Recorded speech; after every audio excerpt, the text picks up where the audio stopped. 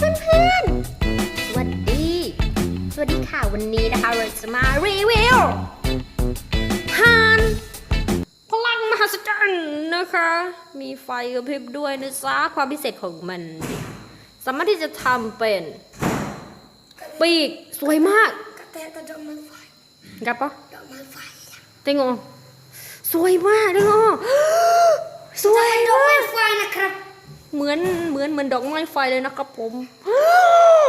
โอ้ my god สวยมากเลยนะคะเราจะหมุนนะคะก็มีพี่บ้าเหมือนคนบ้าเลยตอนนี้สวยจริงๆนะคะสวยจริงๆราคาไม่กี่บาทนะคะสนใจทักแชทก็โดนมีทักแชทด้วยไม่รู้เหมือนกันว่าเท่าไหร่ว่าปกตินี่บ่แพงจริงเหรอว่าก็เซ็นได้20 บาทสวยมากครับผมเด็กๆถือสิดูดิ